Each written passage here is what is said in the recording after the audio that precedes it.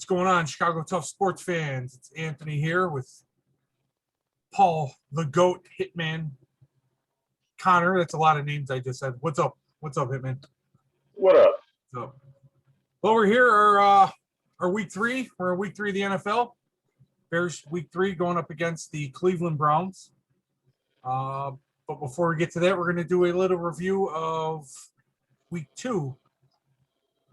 I apologize. We failed to do a video of a week two preview. So we had a little brain fart on that. And hopefully Scott joins us at some point in this video. Hope he's okay, you know. Oh yeah. So Hitman, opening impressions of week two. What do you got? Look, I thought the defense definitely played better than what they did in week one. That defense on Sunday looked like the defense of 2018, where creating takeaways and scoring opportunities for the offense. It was nice to see the defense, especially the defensive coordinator Sean Desai, be creative of how he used certain guys. There was one point where they used a little stunt action with Robert Quinn and Khalil Mack. I thought that was pretty nice, and it was good to see. It was good to see the money players, earn their paychecks for the week. Khalil Mack, Robert Quinn, Akeem Hicks. Those guys, played well. Antonio Blackson, he also played well. Got an interception towards the end of the game. But it was also good to see Eddie Jackson. Eddie Jackson, who was called out, by former players and fans for how he's been playing over the past year and a half. It was good to see him make some plays within the secondary. But it was also good to see some of these young guys. Jalen Johnson, who's turning into one of the top cornerbacks in the league. But most importantly, it's good to see Roquan Smith, playing the way he's been playing. It's funny because, you could have a debate about who is the best player on the Bears defense or the most important player of the Bears defense. Some people might say Khalil Mack. I might tend to agree with that from time to time, but hey, Roquan Smith is up there. If you look at how that Bears defense was when he missed the later part of the season with an injury, they were not good up the middle, not at all. And he's turning into one of the top middle linebackers, young defensive playmakers in the league. And hasn't he been the number one tackler on that defense since he came in? Yeah. I mean, he's been lightening up on the defensive side of the ball.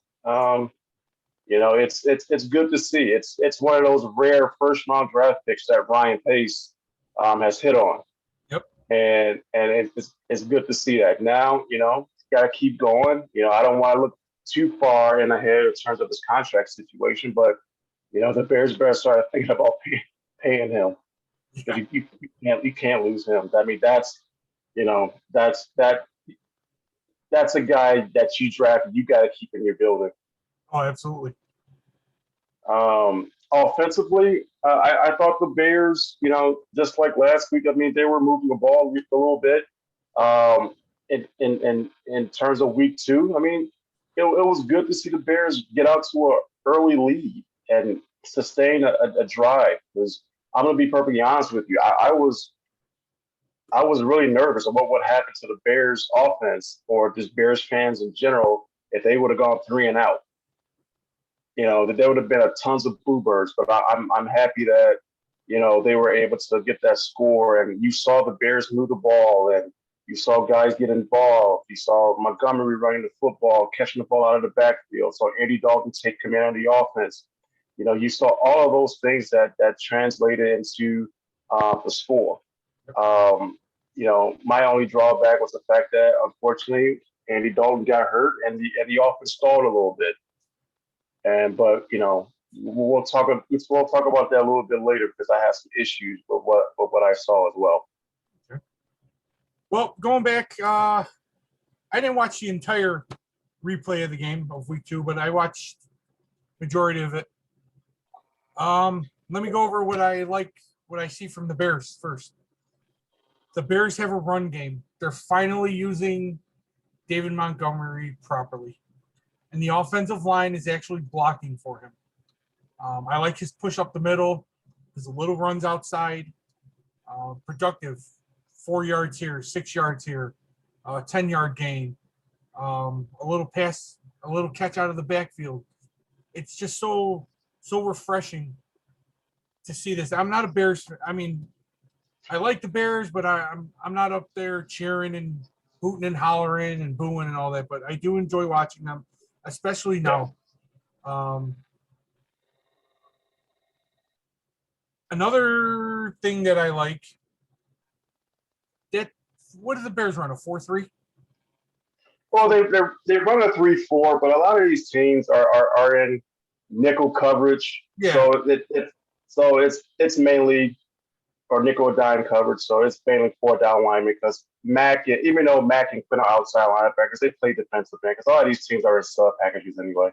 Okay, to make it easy, I'll just say the defensive line and the linebackers are playing phenomenal defense, if you ask me. I saw a good pass rush.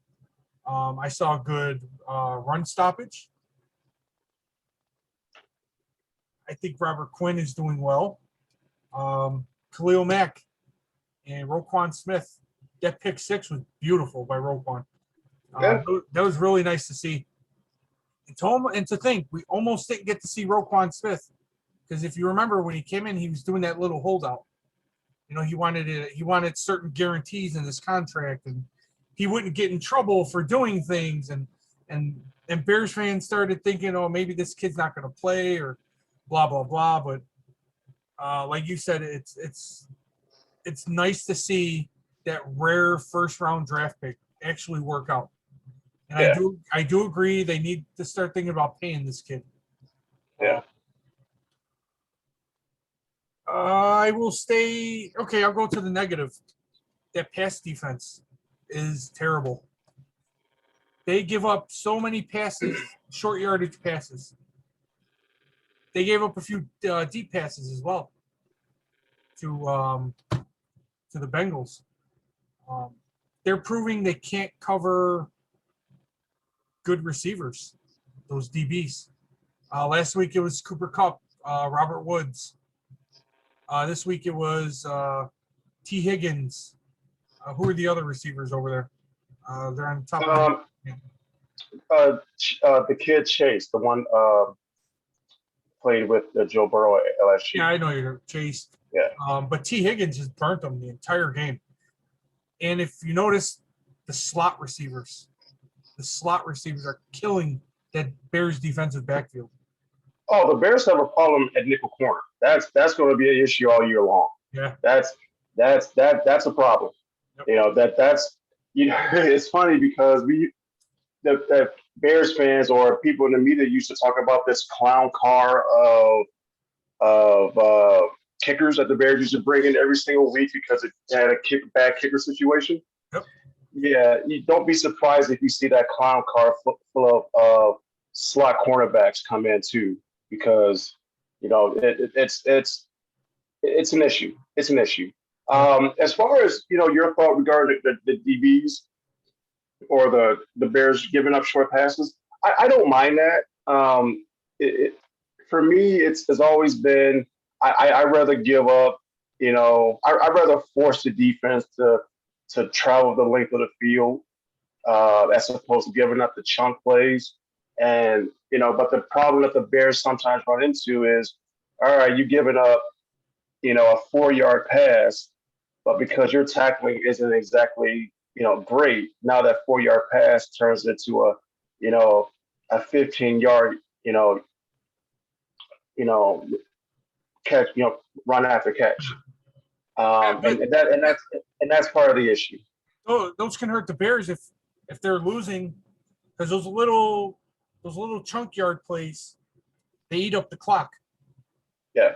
And if the Bears are in a hole, say a 2-possession hole, and the opponent is just eating clock because they're able just to dump these little 5, 6, 7-yard passes, that could hurt this team really bad. It could, but I also think that It almost did. that's what that's what they want. I mean, no defense wants to give up chunk plays. The main thing is, you want this team, you want any team to have to drive the length of the field, because if you do that, you're bound to make mistakes. I mean, that's just the law of averages. I mean, the days of 16 play drives are few and far between, because at some point you're going to either fumble or throw an interception. Yep. But I understand what you're saying. But a lot of that too is, to be perfectly honest with you, the Bears teams know that the Bears have a decent enough pass rush, so they try and get the ball out quickly. So a lot when you get the ball out quickly, that's going to be those swing passes or those slants and stuff like that. So I for me, I agree. The secondary, particularly for a slot cornerback position or anything that's not named Jalen Johnson that plays cornerback, is a problem.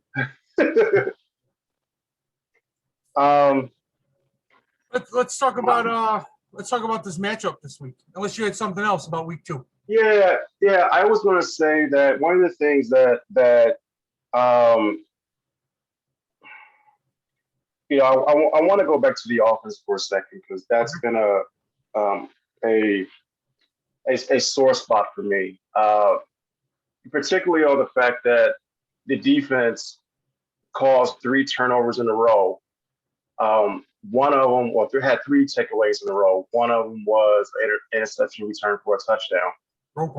But the Bears got to score touchdowns off that. That's it's one of those where they scored 14 and 13 points respectively, and you got to score more points. This is a league that wants you to score more points, and the fact that Matt Nagy's offense hasn't really produced since possibly the first 8 weeks of his first year isn't exactly a good thing.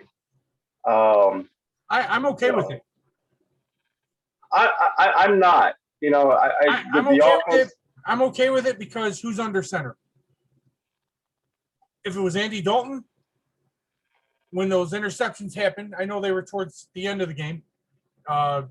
Fields was in there. If Andy Dalton was in there, it's like, okay, dude, you're a seasoned vet. You should be able to get the ball into the end zone, get some points on the board for us. Well, he did that on the very first drive. I mean, yes, he did. My issue is the totality of the offense within itself. Okay. And this goes into my second point, and which is going to be regarding Justin Fields and how he played. Okay. My issue and with this, especially with Justin Fields, now being a starter or coming in at midway through the second quarter, was there was no adjustment. There was no adjustment by Matt Nagy whatsoever, and that bothers me as a one, as a fan, as a two, as a former coach, and three, as a former coach who called plays. Because I learned that you got to have 2 playbooks. You got to have one for your studs, and you got to have one vanilla package. And I felt like when Justin Fields came in, that they should have adjusted the game plan a lot. Or especially when you go into halftime, you got like 12, 15 minutes to make adjustments. I would have thought Nagy would have asked Justin, hey, give me your top 10 plays. Out of this play sheet, what do you want? What makes you comfortable? And that didn't happen. That they ran the same offense, and Matt Nagy doesn't do a good enough job of adjusting his playbook to the personnel given, and that's why you hear a lot of people say that even though Mitchell Trubisky was a quote unquote bust for where he was drafted and how he performed, he didn't really necessarily put Trubisky in the best situations at times, because he didn't use what was his best asset. He wasn't a pocket passer. He's an athlete playing quarterback. And not saying that Justin Fields is Mitchell Trubisky, but we know one of his assets is being able to get out of the pocket and throw and run. And that's what, I want to see more. I want to see um,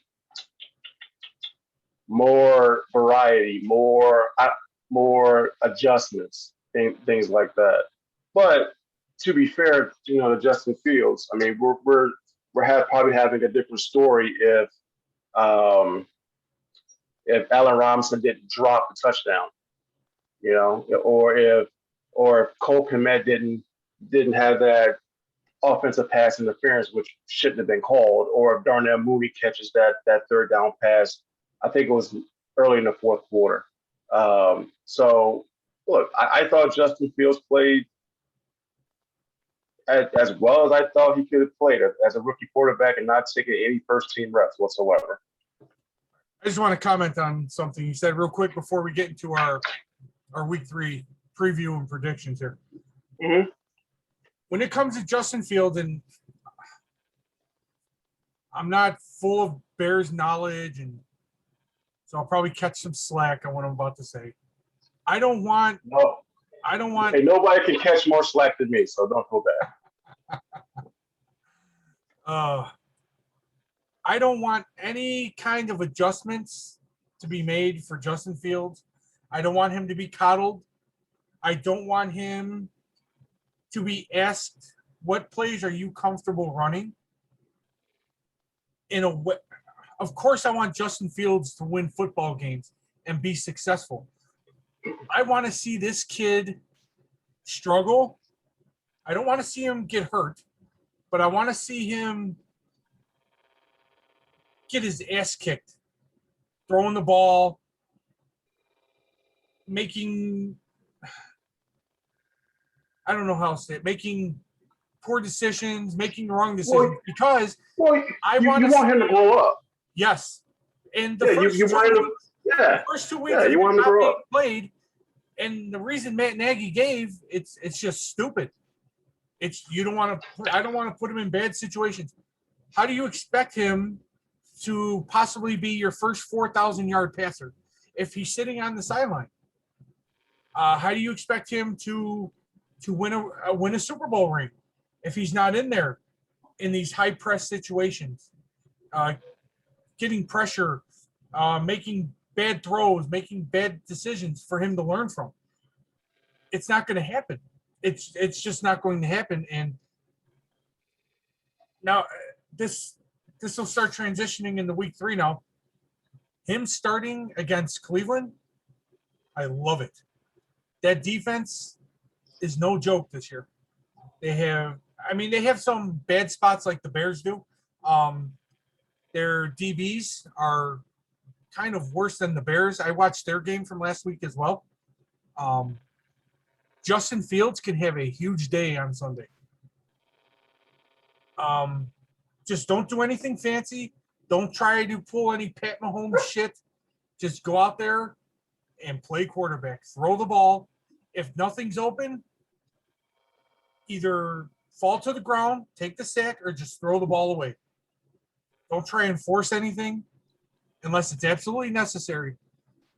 This kid has an opportunity to have a giant day. If him and Allen Robinson can get on the same page, and if Cole Kmet could quit dropping passes and Darnell Mooney, Justin Fields could throw for 300 yards on Sunday, man. Because that Browns pass defense is bad. It's bad. Well, here, let's go back to something you said prior regarding, you don't want Justin Fields to be coddled. Well, I get that. But I also... I'm an Eagles fan. They're not coddling Jalen Hurts over there. Well, I will say this. When I say I want that Matt Nagy should have came up to Justin Fields and say, hey, what plays are you comfortable running? That just meant like for that day. Because, what worked in preseason, let's run those. Because, we got to make adjustments. We're not going to run the Andy Dalton offense, but let's run what makes you comfortable to get out of this game. Now, he made some plays with his feet. Great. Made a one awful throw. When he was but getting hit, right? He threw it into the ground, right? well, In the he middle. threw the interception. He threw the interception, but to be perfectly honest with you, there's going to be quarterbacks in this league that's going to be fooled by that coverage that Justin Fields saw. Yeah. But what I will say is that, and this goes back to Matt Nagy. Yeah, adjust your offense to fit the do what good offensive coordinators do. Like the Chargers offensive coordinator, they fit their offense around Justin Herbert instead of Justin Herbert fitting with the offense. Play to your player's strength. And this is, like I said, part of my frustration with Matt Nagy from time to time. I want to look. I think, me personally, how I would approach it is pretty simple. I think and I might be wrong about this. You simplify the game plan a little bit. You make it easier for Justin with his reads. You give him two options, and then you have him, get out the pocket. Okay. Something simple until he gets to a point where maybe week 8, week 9, week 10, then you can open up that playbook a lot more. But until then, until he gets used to the speed of the game and the cornerbacks and stuff like that, let's cut that playbook not necessarily in half, but let's cut his reads in half, so we can limit those mistakes.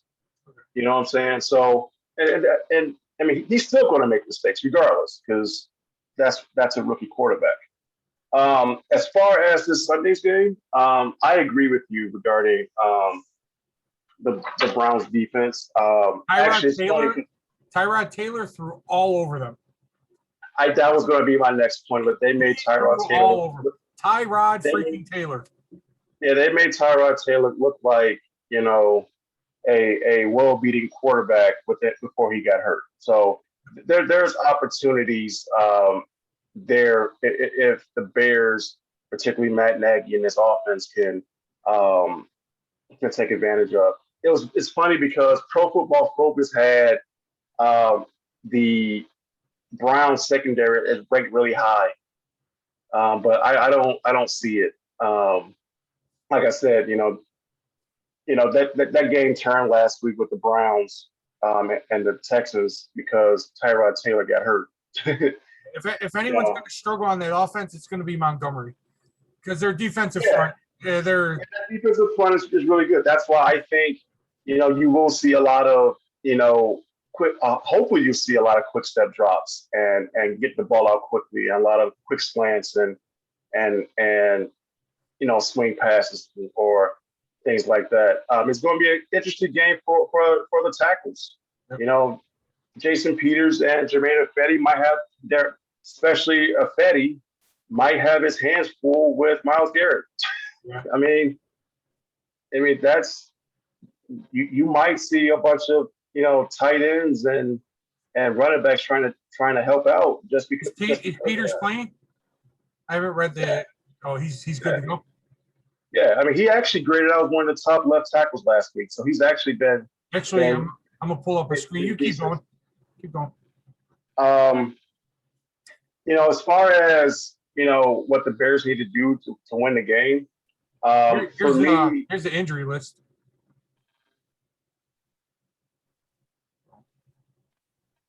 Yeah. I mean, a lot of that stuff. It's I take into account that they practice on Friday. Yeah. Like a lot of these guys are nursing in. The big one right here. Goldman. What? Who? Eddie Goldman. Yeah. Well, here's the thing. Like, one of the keys of this game is the Bears defense has to stop the Browns running game. The Browns can run the football. They got two really good running backs in Kareem Hunt and Chubb. Okay, so they gotta stop the run. They gotta stop the run. I was gonna say that when we transitioned over to Browns offense, Bears defense. So, if anyone's gonna dominate the the game for the Browns, it's going to be Nick Chubb. Well, I've been following Nick Chubb since he played for Georgia, right? Yeah, he's a Bulldog. He was nobody. No one knew who this kid was. And then he came in and he just dominated, and now he's a top 10 back. Yeah. He's really good. And then you throw Kareem Hunt in there, who can run and pass, it can catch out of the backfield. Yeah. And one of the things that I think will be a key outside of, will go along with stopping the run is, I mean, there's a couple of things. Number one, Eddie Goldman should be back. So that's some help. And Mario Edwards is going to be back too. That dude played really well last year, and he will help out that D line, especially against the run. I think another thing that's going to, if the Browns can establish the run, which they will, which they could have, we don't know, especially if Eddie Goldman plays, stuff like that. Baker Mayfield is a really good passer when he's doing play action. When he's a good passer when his offensive line blocks for him, which last week in the past he was under a lot of pressure. But he was 21. I think it was 19 of 21, okay. And I think some of those passes was based off of play action. He's a killer with play action, and it's been proven that this Bears defense they can get sucked in, especially if you start doing bootlegs or rollouts. That was proven in week 1 when Robert Quinn got sucked in on a bootleg rollout. Two key injuries on the Browns offense, which leads me to believe that the Bears pass defense will bounce back. They're going to have, I feel, the Bears defensive backfield, their DBs, I think they're going to have a really good game. It says Odell Beckham had a full practice, a full participation, but in the offseason, they were saying Odell's fine, he's ready to go. And then week 1, they say Odell Beckham hasn't taken a hit all summer. He's not playing. Jarvis Landry, he's not playing. It's going to be the key, and I don't know why Landry's not on here. Baker might not even play. If that shoulder's messed up, he might not even play. If anyone's going to kill the Bears pass defense, it's going to be Donovan Peoples-Jones, which I highly doubt that's going to happen. It's going to be David Njoku, who's been kind of subpar so far this year and last season. Or damn it, his name just slipped my mind. The other tight end they picked up from Atlanta last year that they traded for. His name will come back to me, but there's another tight end for Cleveland. They're going to have to establish the run to beat the Bears. They're going to have to. And that's going to lead to some play action passes. And don't be surprised this weekend. Do not be surprised this weekend if you see the Browns play a lot of 13 personnel. Do what? Don't be surprised this weekend if the Browns play a lot of 13 personnel. 13 personnel is basically one running back and 3 tight ends. That's basically what it is. So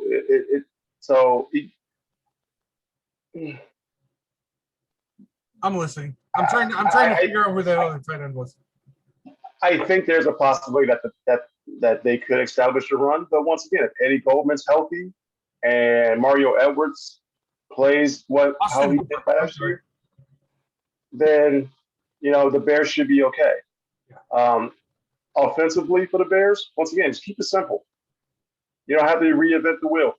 Yes, I don't want Justin Fields to go out there and feel the need to, I have to impress everyone with all these crazy plays and all these crazy juke moves and running all over the place and trying to throw across his body. I don't care how he wins the game. If the kid throws for 100 yards but somehow wins the game, I'm happy with that. Look, my thing with Justin Fields is pretty simple. Go out there execute the plays that are given to you. Hopefully, there'll be some adjustments being made. Limit your mistakes. Put your team in the best possible position to win, and just go from there. And just improve every single week. That's mainly where I'm at with Justin Fields as a rookie quarterback. He's going to struggle. There's going to be games where he's probably going to throw four picks. Hell, Zach Wilson was 1.5 for 11 with 4 interceptions.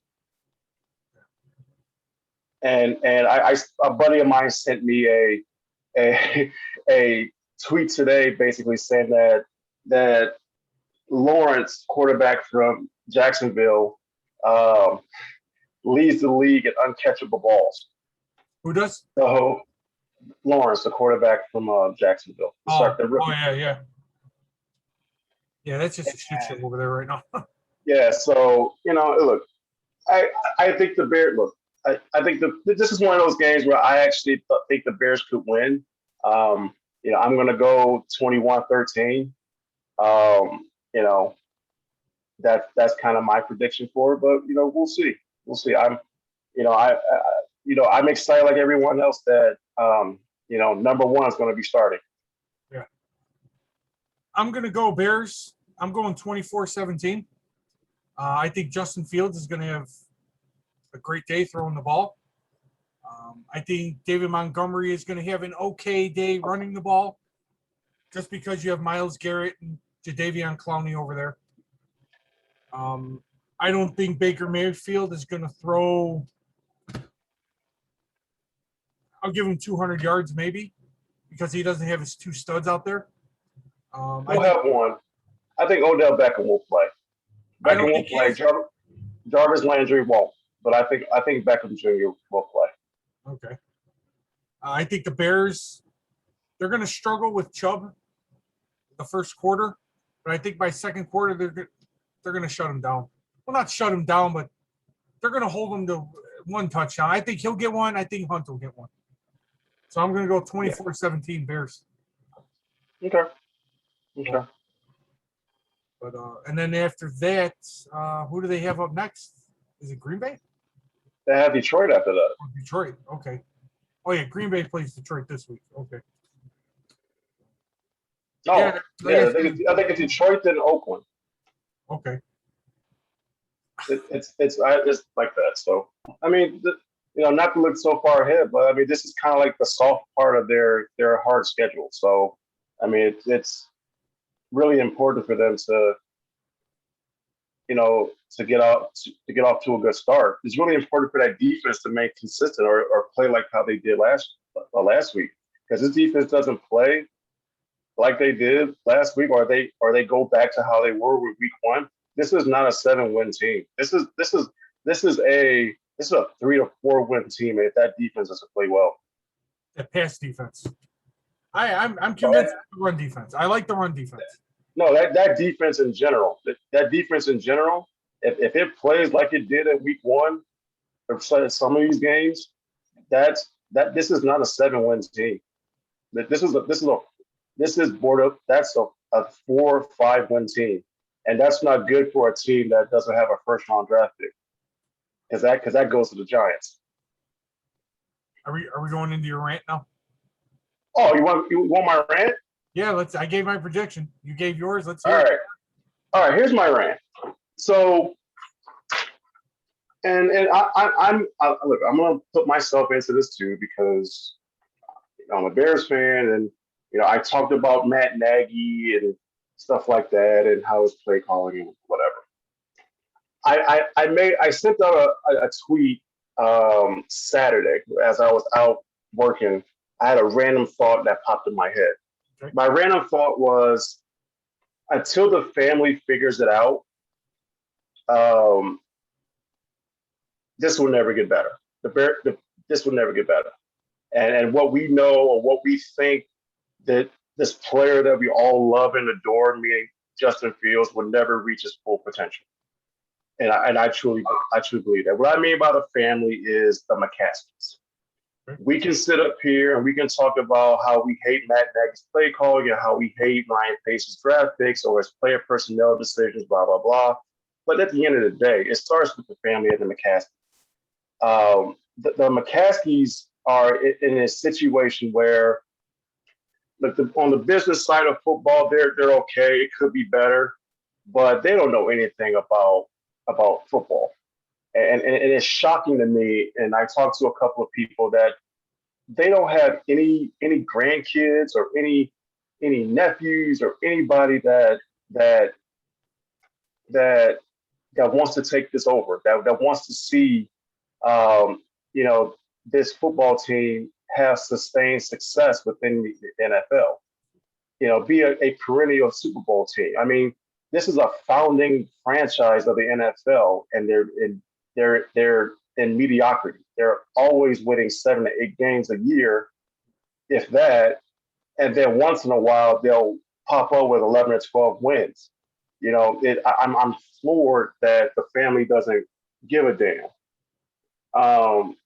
You know, my theory behind this as well is everyone wants to see Ryan Pace fired or Matt Nagy fired, but I'm going to pose a question to Bears fans, and anybody who watches this video can make the comment below or whatever.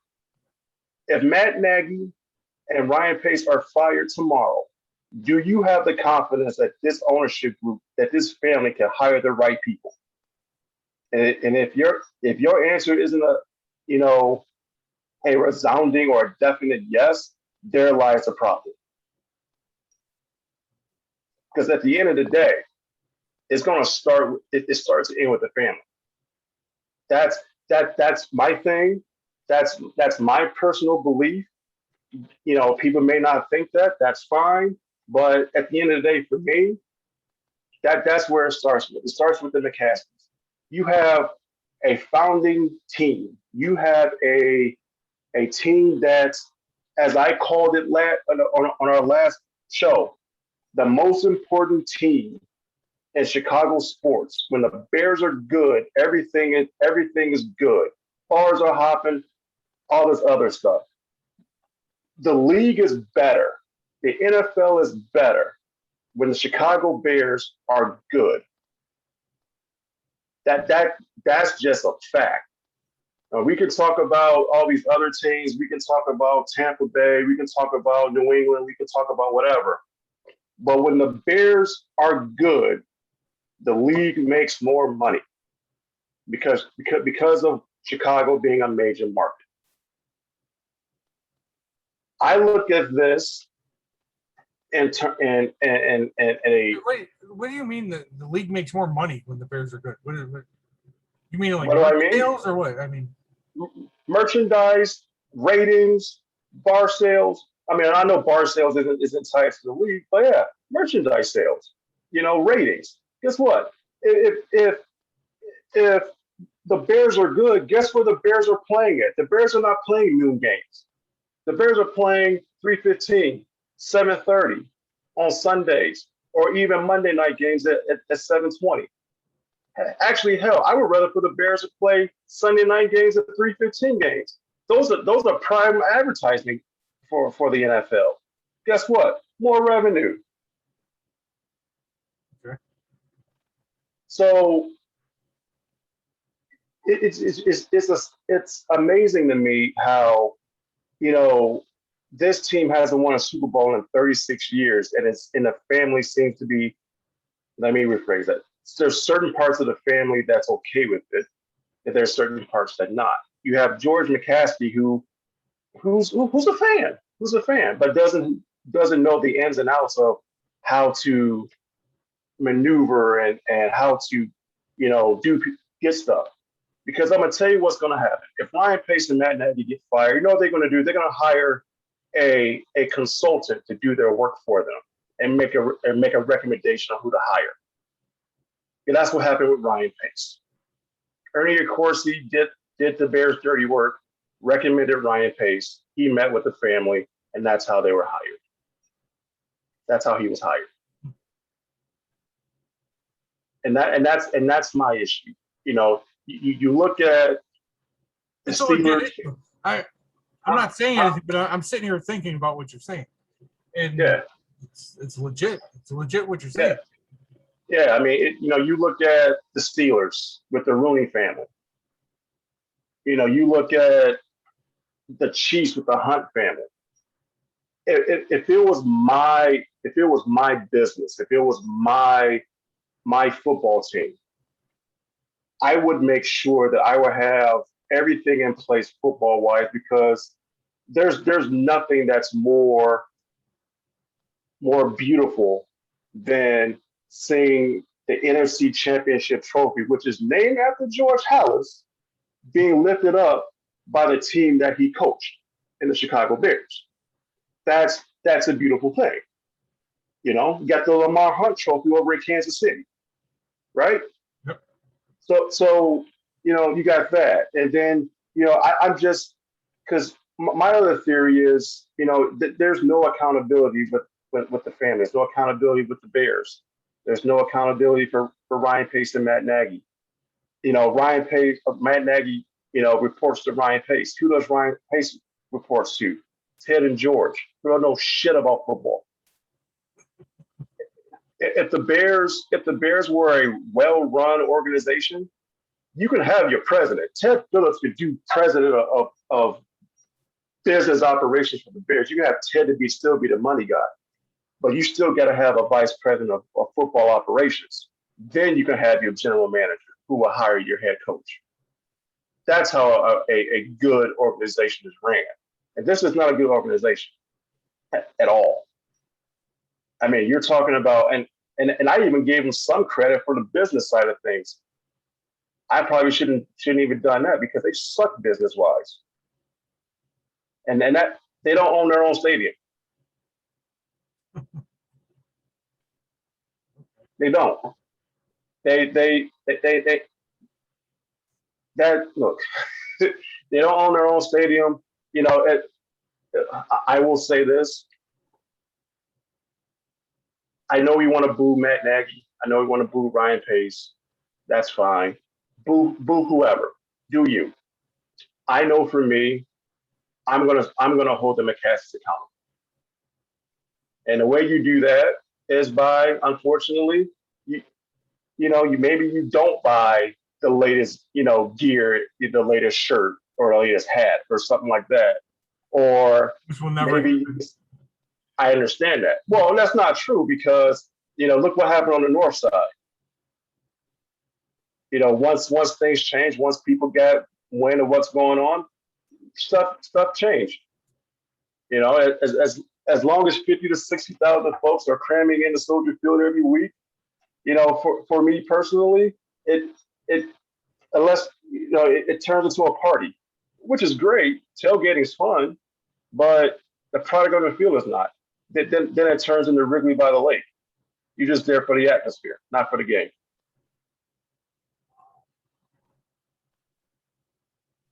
That's awesome. That's all true what you said. I mean, someone has to be held accountable for all this shit. Last 30 years. Yeah, like I said, I mean, I know who Matt Nagy reports to. He reports to Ryan Pace. Who does Ryan Pace report to? He's supposed to be a football guy. He's not that good at being a football guy. I give a great example. Look, we're both White Sox fans, and we were a little annoyed when Tony La Russa was hired, but I have confidence that Kenny Williams or Rick Hahn can go to Jerry Reinsdorf and say, and at least give their opinion on why this is okay, this is your team. You can do whatever the hell you want. That's fine. But this is our reasons. But this is our reasons why we don't think it will work. But at the end of the day, it's your decision. But at least I know that Rick Hahn and Kenny Williams have the balls to go up to the, to Jerry Reinsdorf and voice their displeasure about something. Yeah. I don't have that confidence in Ryan Pace. Yeah, it's hard for me to comment on any of this, because I don't follow the Bears close like you do. and maybe my rant is wrong. I don't know, but I will go back to my original question to any Bears fan that listens to this and make a comment, whatever. if Matt Nagy and Ryan Pace was fired tomorrow, do you have the confidence that the McCaskey family can hire somebody who, number one, can hire a vice president of football operations or general manager that will put stuff in place for them, for scouts to scout the right people to get the right players in place, negotiate contracts to where you're not deferring money for years so you can pay. So you basically robbing Peter to pay Paul, and then next year's cap hits are going to suck anyway. You know what I want you to do? What? I want you to find someone who's on the different end of the spectrum with this. So we could come on here and you could really debate this. No, I mean, it's no, you know what's funny? Everybody that I talk to says the exact same thing. It's the McCaskey. If you look on Twitter, people, it's the McCaskies. But I want to comment on this. I want to debate this with you, but I don't know enough about the McCaskies. I just don't, because I don't follow the right. Right. But my thing is once again, Bears fans, do you have the confidence that they can go out and hire the general manager or vice president of football ops, who in turn is going to hire the right head coach? I mean, you got to have contacts. Whoever's watching this, let's leave some comments, man, for Hitman. And if you feel confident enough to debate them, we'll get you on here. I would really like to hear that debate. So, yeah, if there's anyone who's watching this, please feel free to send us your email info, and we'll get you on here with Hitman. So, because this is something that needs to be debated in depth. Yeah, I mean, look, myself. Right. I mean, it's one of those where, it's at the end of the day, for me personally, it starts with the McCaskies. For 36 years, and look, Virginia McCaskey is the matriarch of the family, and I don't expect her to know everything about football. I mean, that's just, but I do expect some of the younger grandkids and some of some of her kids to take a more of an investment into the football operation, more into the football operations. Like, this is a family business. You should want to maximize your product, maximize your investment. And if the Bears are good, that means you make more money on whether it's at Soldier Field or merchandising. Because I'm going to tell you something. Bears are good. If the Bears are like perennial Super Bowl contenders, like they were back in the early part of the 80s, guess what?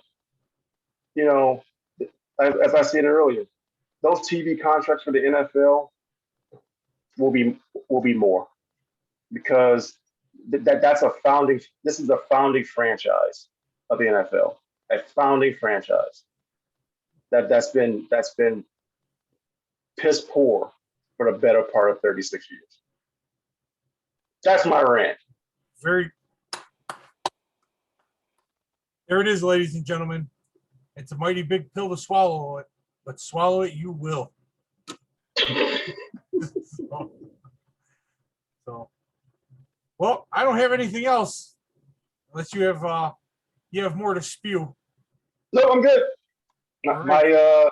My colon is cleansed. Nice. Yeah. So, all right. Again, whoever's watching this, leave a comment. If you're up to it, let us know. We'll get you on here with us. Yeah. Debate. So, well, if that's all you have. Yeah, that's all I got. All right. I guess I'll talk to you later. And remember, tough fans, stay tough.